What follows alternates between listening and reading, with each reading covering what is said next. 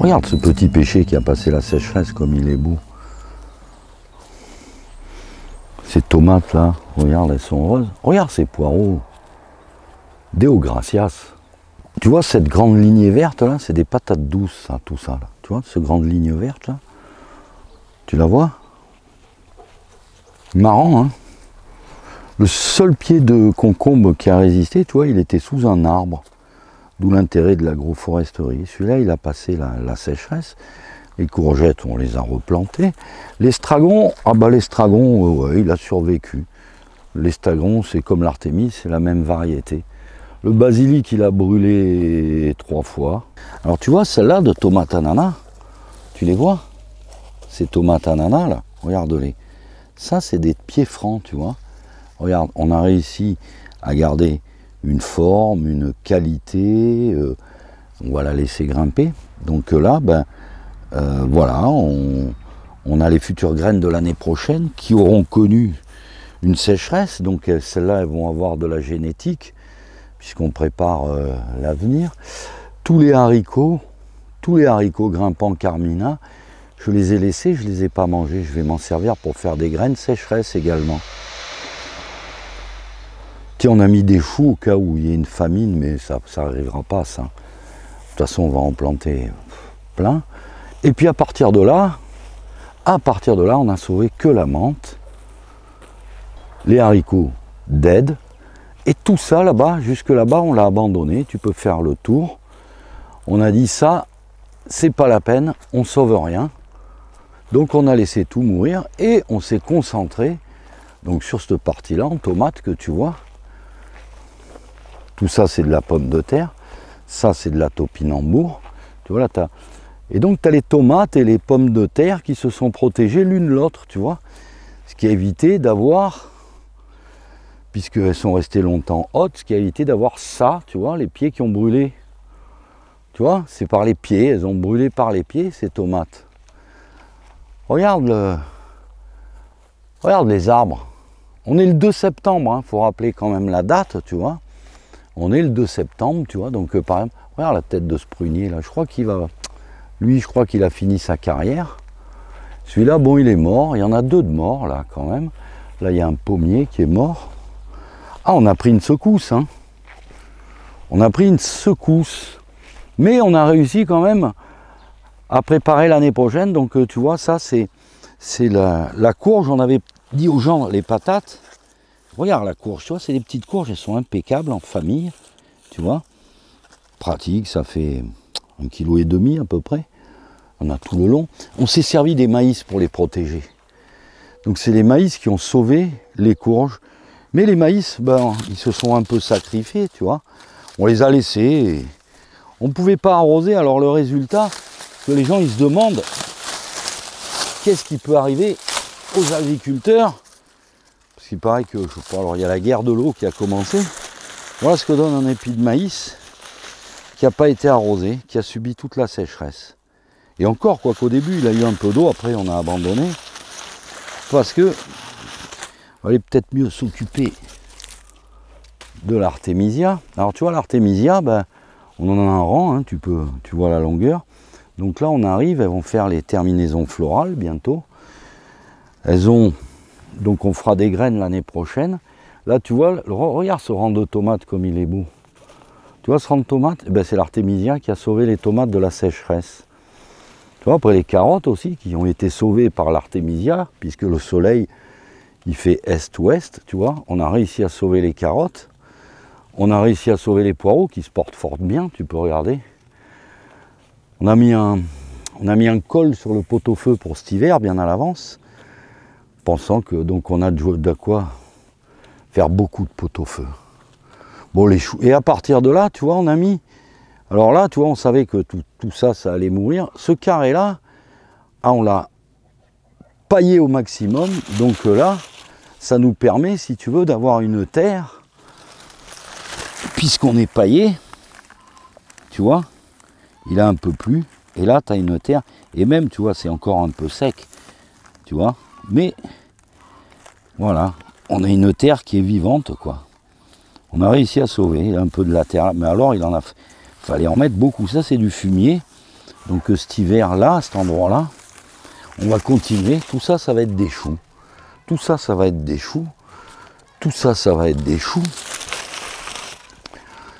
Tout ça, on va planter, tout ça. Donc, comme on l'avait prévu, quoi. Grosse sécheresse. Grosse sécheresse. Donc, regarde un peu. Ça refleurit, tu vois, ça repart. Tu vois, la vervènement t'a bien pris. On a fait repartir des pieds de concombre. Les carottes, elles ont souffert. Hein. Regarde la tête des fans de carottes. Il y a vraiment eu du bobo là, hein, dans les jardins. Mais j'ai sauvé mes pieds de betterave. Et puis après, il y a le fameux péché que j'avais montré au début de la saison, qu'on soigne avec des méthodes secrètes. Regardez bien, toutes les feuilles, pas une de malade. Regarde comme elles sont bien. Elles ont une belle conformation et surtout,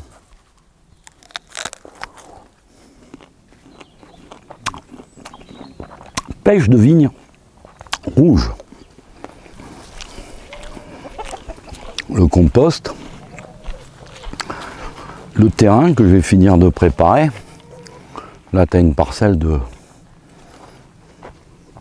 au moins 500 mètres carrés, 500-600 mètres carrés. Même les ronces, elles meurent. Même les ronces. Après, il y a la serre. Donc, on aura des courgettes en novembre. On s'est amusé à faire des variétés de tomates géantes d'hiver. Tu vois à peu près le calibre. Ça, c'est des tomates géantes. Alors, tu vois, c'est plein. Ça sera pour les visiteurs de cet hiver. Il y a un peu des choux qu'on a réussi à sauver. Les salades, elles sont toutes montées. Plantes de fruits rouges plantées cet été, hein, même pas au printemps. Puis là, les aubergines, les poivrons, des tomates, des poivrons derrière toi, tu peux reculer. Alors des tomates, bon bah ça là, elles vont te donner jusqu'à les courgettes qui reprennent vie. Puis des tomates. Et puis encore un peu de place, parce que là maintenant il va falloir préparer l'hiver. Alors il reste de la place. Parce que l'hiver, supposons,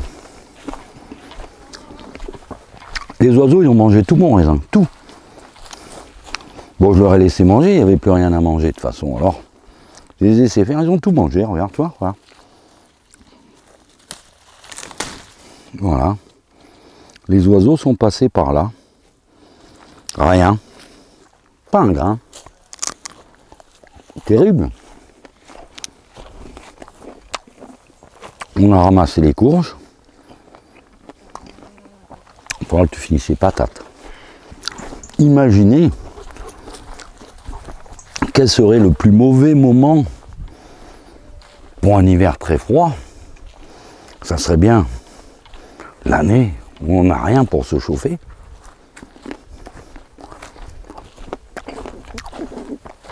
On a commencé à ramasser les patates et à les trier là, tu vois.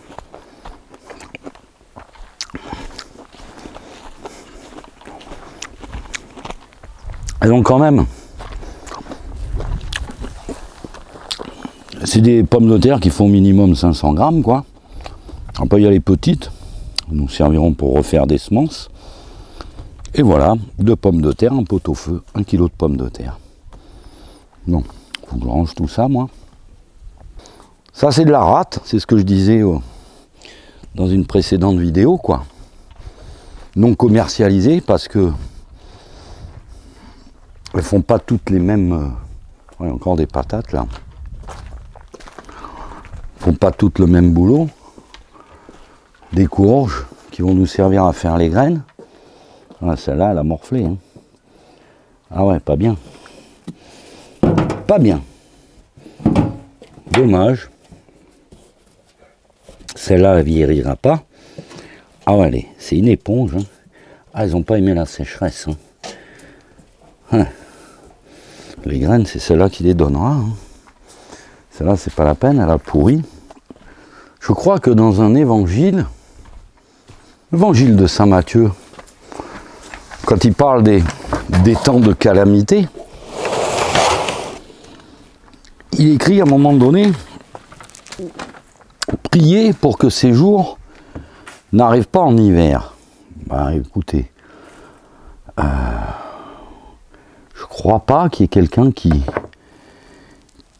doit prier en ce moment pour son prochain.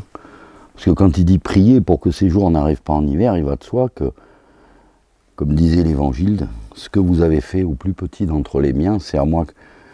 Rappelez l'Évangile qu'on vous avez mis. Parce que j'avais faim et froid, que vous m'avez vêtu, que vous m'avez donné à manger. Ou ils peuvent prendre la chanson Paul Auvergnat aussi. Pas le même contexte. Donc, il est clair aujourd'hui que on peut faire un commentaire sur la... On va reprendre le commentaire sur l'Apocalypse, mais il va d'abord falloir qu'on accepte de dire deux mots, faute et châtiment, j'arrête pas de le dire. Faute, châtiment, cause, conséquence, mais avec un petit ingrédient au milieu de ce panthémonium humain où il est difficile de ne pas voir le diable, quelle qu'en soit la matière, écologie, finance, banque, politique, géopolitique, industrie, toutes les industries, agriculteurs, partout on voit la marque du diable. Car il a systématiquement tout détruit, par exemple en ce qui concerne la France, on n'a même plus de quoi se nourrir. On attend un peu les résultats, tous les résultats ne sont pas tombés, mais à mon avis il va y en avoir des bons. Donc on vous avait montré un petit peu, à un moment donné, les préparatifs qu'on faisait. On continue à faire les préparatifs. On prépare un peu, je dirais, un petit peu une préparation à la sauce bistrot de l'Apocalypse, jardin de l'Apocalypse. Donc, qu'est-ce que ça veut dire? Ça veut dire jardin de l'Apocalypse, bistrot, tout ce que vous voulez. Qu'est-ce que ça veut dire? Ça veut dire qu'en fait, il serait peut-être un peu temps qu'on se prépare les uns les autres, déjà à mesurer tous ce qu'on est. Moi, le premier d'ailleurs, le premier parce que bon, en quoi on a pu être utile au diable? Ah oui, en quoi on l'a servi? Bon, je pose la question à ceux qui croient au diable, bien entendu. Ceux qui n'y croient pas, c'est bon, passez, vous ne comprendrez rien à ce que je dis. Vous vous êtes trompé, changez de YouTube résultat. Donc, oui, on a des fautes, et on en a d'énormes. Et en fait, ce qui est amusant, c'est qu'elles deviennent criantes. Et il y a une chose, par exemple, où tous ceux qui ont encore des yeux pour voir sont obligés de constater que le mensonge règne en maître absolu. Ce n'est plus possible aujourd'hui de rencontrer un politique, un financier, un journaliste. Ça devient une parodie où, je dirais, les acteurs n'ont même plus d'excuses, ils n'ont même plus l'excuse de dire qu'ils n'ont pas vu. Celui qui n'a pas vu des mensonges, je ne parle pas de ceux qui nous choisissent le cross-checking et le fast news et tous ces espèces d'officines gouvernementales qui sont les plus grands inventeurs de fake news. Donc, on va arriver dans un hiver, là, très compliqué. Je vais vous donner un exemple. Vous avez vu à peu près, ou sur les réseaux sociaux, ou à la télé, les mecs qui commencent à vous expliquer que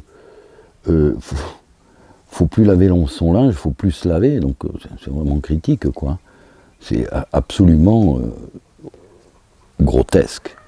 Grotesque, puisque de toute façon, je veux dire, la sécheresse, c'est l'homme qui en est entièrement responsable, mais certainement pas dans le CO2. C'est la gestion qui a commencé sous la Ve République, et Edgar Pisani, on a détruit l'équilibre écologique de la France, ce qui avait fait notre richesse. On a commencé avec le remembrement.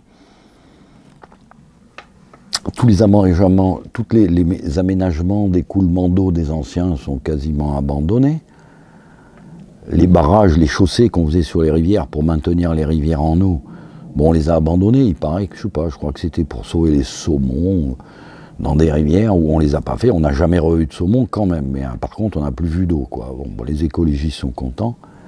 Les rivières sont sèches et si des fois un saumon avait envie de remonter, il ne pourrait pas, il n'y a pas d'eau. Il rencontrerait ses congénères en train de mourir parce que des abrutis d'écolos ont décidé un jour que non, les chaussées c'était pas bien. Enfin, des écolos, des écolos tartuffes, des je sais pas quoi. Ce sont les mêmes là qui. Là, il y a avant le mois de février, au programme, on devait fermer 12 centrales. Et maintenant, on dit à l'EDF de produire plus d'électricité. Ils ont pas eux, ils ont les techniciens de démolition, ils n'ont pas les techniciens de remise en route. Donc, on n'est pas sorti de l'auberge. Donc, de toute façon, on va manquer d'énergie cet hiver. C'est clair et net. Alors, j'ai vu plein de tuyaux. Je vais vous donner un tuyau. Peu de gens y font attention. Tous ceux qui ont des ballons d'eau chaude, par exemple, il y a un réglage de température. Eh bien, mettez donc au minimum, le minimum ça fera 65 degrés, et vous verrez que vous économiserez de l'eau, qui s'en va à cause de la température, par la vanne de sécurité, vous éviterez de chauffer trop, il chauffera beaucoup moins, et de toute façon, on a toujours trop d'eau chaude devant nous, donc autant l'avoir un peu moins chaude, ça fera beaucoup d'électricité en moins, je veux dire, voilà, c'est le tuyau du jour, je vous le sers, je vous le cadeau, regardez tous sous vos cumulus, il y a un réglage de température, mettez-vous au mini, sens inverse des aiguilles d'une montre, normalement, s'il ne vient pas d'un pays inconnu. Donc voilà, il faut faire des économies. Je rappelle un détail, on ne sait jamais, on nous parle de bougies, de lampes torches, de rechargeables solaires, vous savez, la bonne vieille tempête, la lanterne à poignée qu'on voit dans les films, cette lampe tempête qu'on connaît depuis plus de 2 siècles, je crois, ouais, 2 siècles à peu près, avec le petit bidon en dessous, le bidon fait 0,3 litre. Et avec 0,3 litre de pétrole, donc de Kerdan pour les poêles à pétrole, eh bien vous arrivez à éclairer 6 heures, donc 6 heures d'éclairage. L'hiver, il fait nuit à 5 heures, 5 heures et demie selon les régions, quoi. Donc, faut aller se coucher à 10 heures, hein, on va pas traîner. Donc, vous avez une journée, vous avez 1/3 de litre, donc 1 litre 3 jours, 20 litres, 60 jours. Voilà, 60 nuits, on va dire, d'éclairage. Voilà, 40 €. Peut-être ça va baisser, 39, 38, 37, 36, 35, une prime, au secours, on se noie. Vous verrez que dans pas longtemps, peut-être, ça sera certainement au moment donné où on commencera à dire qu'il va y avoir une grosse vague de froid qui arrive et qui va durer longtemps. Actuellement en France, on n'a pas subi réellement, je parle pas de Besançon, hein, je parle pas de ces villes-là. Non, on n'a pas subi, par exemple, dans les plaines de -10 pendant 20 jours, quoi. Alors on vous dira que c'est le réchauffement climatique, ça me fait bien rire, puisque ici j'avais discuté avec des anciens, là, et la rivière Le Lay, qui est en bas, là, où on a déjà fait des vidéos, l'ancien m'a dit que dans les années 50, il le traversait à pied. Donc si ça revenait, ça ne serait pas un réchauffement climatique, ça serait un épisode de changement climatique, pas réchauffement, changement peut-être. Réchauffement, non, c'est pas comme ça.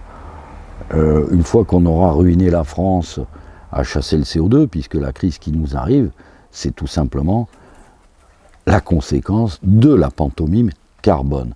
Donc à cet effet, je crois que je vais rééditer tous les articles que j'ai écrits il y a des années et des années, où, ne pouvant pas se prévaloir de savoir où est la vérité, on peut savoir avec certitude dans le monde où on vit, où est le mensonge, tellement il est visible. Et donc, avant de prétendre avoir l'amour de la vérité, beaucoup s'imaginent ça, je dis, si vous n'avez pas la haine du mensonge, c'est que vous n'avez pas l'amour de la vérité, c'est tout simple, quoi. Donc, si vous n'avez pas l'amour de la vérité, forcément, à partir du moment où les gens n'ont pas l'amour de la vérité, ils n'ont pas beaucoup de foi, d'espérance et de charité. Et donc, c'est pour ça que dans des temps difficiles, la vraie charité, on va pouvoir la mesurer quand on sera tous dans la merde, hein, qu'on aura tous faim, tous froid, et ça viendra, ça viendra. Ça viendra de toute façon, si c'est pas cette année, ça sera l'année prochaine, parce que vu la manière dont les gens gèrent cette société, c'est impossible que ça aille bien. Ces gens-là, comme disait Coluche, tu leur donnes le désert, dans 3 ans, ils achètent du sable, quoi. Hein, donc c'est cuit. Ça ne sera que pire. Toutes les décisions prises dans ces temps de guerre, alors on arrive carrément à l'hystérie, quoi. Bon, écoutez, ce petit intermède, c'est, bon, mon vidéaste passait par là, il est 2 heures, de la 14 heures, c'est pas trop mon heure, c'est plutôt mon heure de sieste, donc il aurait fallu que je prenne mon livre comme ça, et que je rouvre en disant... en vous citant la coupe, etc. Je vous dirais simplement que la 4e coupe de l'Apocalypse, alors il y en a qui vont me dire, oui, mais alors donne-moi la page, le verset, Écoutez les gars, hein, vous prenez le livre et vous l'ouvrez, hein, 4e coupe de l'Apocalypse. Je remercie tous ceux à qui j'essaye de répondre, de me poser des questions à laquelle on trouve une réponse vraiment en cherchant 1 minute, quoi. Bon, au-delà d'1 minute, je comprends que les gens vous posent la question, mais 1 minute, qu'est-ce que tu fais là, toi, espèce de gros nez? Oh, file de là, allez. Donc, bon, il y a des gens qui sont venus nous voir pour passer. On salue nos amis toulonnais qui sont venus visiter la Vendée. J'espère que ça leur a plu, voilà, mais bon, de toute façon, je dirais aux gens qu'avant les coupes, Saint Jean avait dit quand même, je le rappellerai, bon, pour ne pas revenir sur le Corona Circus, il avait simplement dit, hein, on va reparler du Corona Circus, il y a des très bonnes analyses, j'ai vu que le docteur Fouché en a sorti une, avec les statistiques britanniques, donc... on va pas faire l'offense de se répéter pour ceux qui ont compris, et je crois qu'on peut plus faire la charité à ceux qui ne veulent pas voir, ceux qui ont la haine de la vérité, ça sert à rien. Mais bon, le Corona Circus, ils vont nous en jouer encore un peu. Ça serait même pas étonnant qu'ils poussent un peu sur le trait, parce que un mouvement Gilets jaunes plus 10, pourquoi pas. Mais je dirais simplement une chose élémentaire aux gens, c'est que si la nuit, on devait couper l'éclairage public dans les villes, même pendant 4 heures, moi je crois que vous allez entendre de dol de cris, de portes fracassées, la nuit laissée dans le noir. La nuit n'appartient pas aux honnêtes gens, puisque tu es des ténèbres, tu fais tes œuvres dans les ténèbres. Donc je pense que les honnêtes gens qui avaient un peu de bon sens, à leur place, j'écouterai Saint Jean qui dit « Sors mon peuple, sors de cette cité, de peur de participer à ses péchés et recevoir les coups qui lui sont destinés. » Alors on va préparer le prochain épisode, et je crois que, avant de revenir sur la question géopolitique, puisque après la 4e coupe, ce qui est intéressant, c'est la 6e coupe. La 6e coupe qui correspond exactement à la 6e trompette d'ailleurs, où on nous parle de l'Irak, enfin de l'Euphrate, de la grande ville au bord du fleuve Euphrate, des anges qui dorment au bord et qui se préparent tous pour une guerre, qui est une guerre mondiale tout simplement.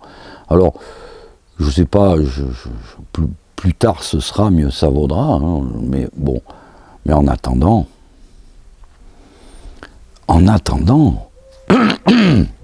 et je ne veux pas dire, mais un homme averti en vaut deux, quoi. Voilà. Alors, pas de bien entendu, tout le monde peut voir des lendemains qui chantent, et moi le premier d'ailleurs, puisque je prends pas trop de précautions pour moi, je m'en fous. Mais bon, s'il y en a qui ont envie de voir, l'extraordinaire chute de Babylone, ah, moi à votre place, je me mettrais à la campagne parce que, alors là, ça va être un spectacle, mais délicieux, Ah, un régal, la chute de Babylone. Oh là là, avec tous les détails que nous donne Saint Jean. Oh, les fous rires. Ah là là là là là là. Et si vous voulez savoir le nombre de morts, ben, Saint Jean au bas mot, il nous donne un volume en stade et en hauteur de mort de cheval. Vous pouvez regarder, je ne me rappelle plus, c'est sur 600 stades, je ne sais plus combien il met exactement de stades. Et donc, faites un rond, les morts des chevaux, vous les mettez à 1,50 m. Je l'avais fait à un moment donné. Ça donnait un chiffre en milliards qui donnait un peu froid dans le dos, si on divisait par 7 litres. Et oui, parce que dans les raisins de la colère, c'est le sang des victimes. Et dans le sang des victimes, il y aura des victimes innocentes, il y aura des victimes qui paieront pour d'autres, il y aura des victimes coupables. Je pense qu'il n'y aura pas de tiède, puisque je crois que le Christ, il a dit, puisque tu n'es ni chaud ni froid, puisque tu es tiède, je te vomis de ma bouche. Donc les tièdes, à mon avis, ils vont avoir droit à la cuve, là, à la marmite, quoi. Hein. 4 milliards quand même. Hein. Je dirais que, quitte à mourir, vaut peut-être mieux se préparer à utiliser la médecine du bon Dieu que celle du diable. Celle du diable qui fait que les gens vont s'entretuer et se haïr et se maudire. Et un massacre, vous voyez, une hécatombe, une guerre civile, quoi. Hein. Une guerre civile, donc là, il faut s'écarter, puis il faut se préparer à mourir. Et moi, je pense que, quitte à mourir pour une fausse religion ou des fausses idées, on connaît le résultat. Je pense qu'il y avait quand même une médecine du bon Dieu, du temps des martyrs, que j'appellerais la grâce du martyr ou la péridurale du bon Dieu. C'est-à-dire que comment ces gens, ils sont allés se faire découper en rondelles en chantant, ou comme pendant, puis c'est pas que du temps des martyrs, hein, vous savez, les petites sœurs de Compiègne, elles sont montées à l'échafaud en chantant. Donc vous voyez, je vous conseille d'investir, je veux dire, dans un antidouleur que nous a servi le bon Dieu, si on le mérite, ça s'appelle la grâce du martyr, plutôt que de s'attendre à avoir l'aide du chef d'orchestre, là, qui est en train de vous préparer la marmite, là. Je ne sais pas. Et lui, il vous donne pas, lui, au contraire, lui, il aime la souffrance, il aime le crime, il aime le blasphème, tu es homicide dès le commencement. Satan, père du mensonge. Donc, nous voilà, en plein mystère d'iniquité. Pourquoi ? Eh bien parce que partout, où que ce soit, on ne peut plus dire la vérité. Et tous ceux qui essayent de la chercher se rendent bien compte que dire la vérité, dans le monde où on vit, c'est n'avoir droit qu'au colibé, hein, c'est pas les palmes. Vous n'aurez, en disant la vérité, vous n'aurez ni la palme des martyrs, ni les lauriers de Sodome, Gomorrhe et Babylone, donc autant se préparer tranquillement. Et puis comme ça, à la prochaine vidéo, on va peut-être revenir en arrière dans le sujet, assis tranquillement, sujet qu'il va falloir préparer. Donc, ceux qui voudront suivre plus ou moins l'actualité sur un ton, je dirais, sarcastique, parce que il ne reste plus que le parti d'en rire de ce qu'on voit, eh bien, ça se passera avec l'ami Pierre Blanchette qui va bientôt réintégrer sa tanière, l'hiver va commencer, et le bistrot de l'Apocalypse. Et puis, sur un ton plus sérieux, mieux travaillé, mieux préparé, ben, ça sera toujours Apocalypse, histoire, actualité, coïncidence. On ne veut pas imposer une vérité, mais on peut facilement dénoncer le mensonge, quoi.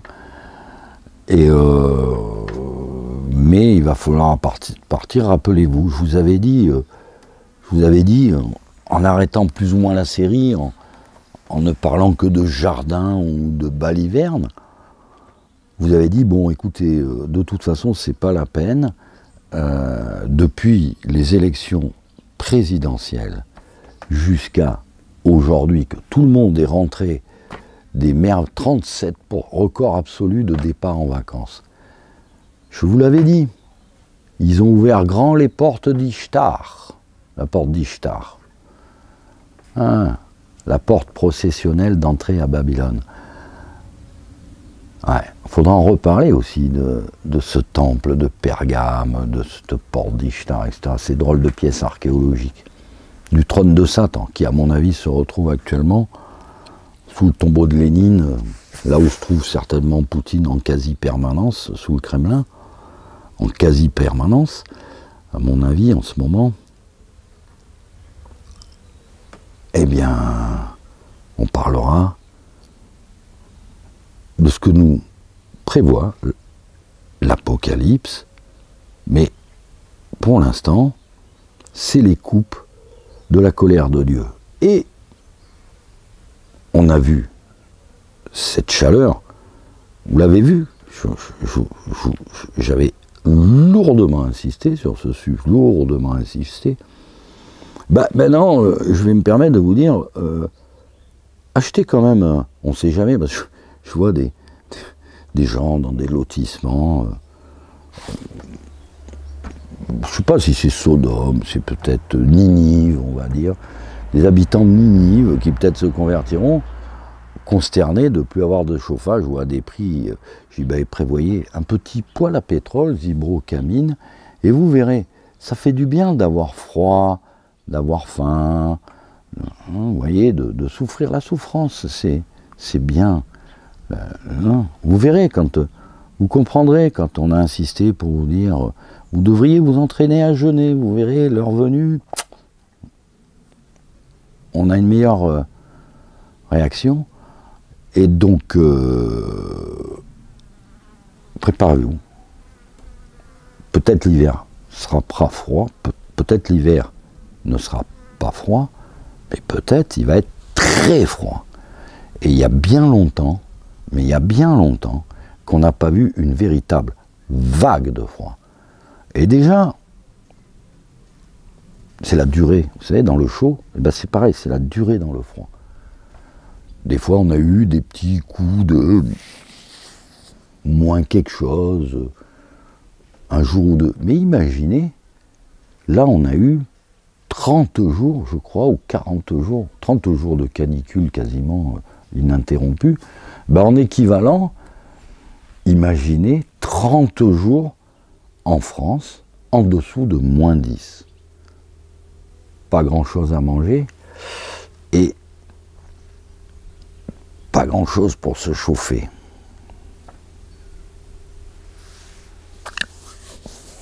Ouais. On verra. Mais le ventre vide, croyez-moi, le froid pique plus.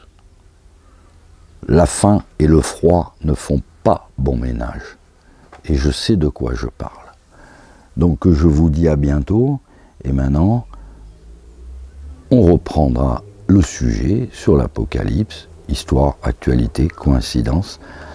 Ce qu'il désire, je vais sans doute faire réimprimer tous les articles que j'ai écrits sur ce qui devait arriver depuis une dizaine d'années, largement prévisible par n'importe qui, sauf par nos politiques, bien entendu.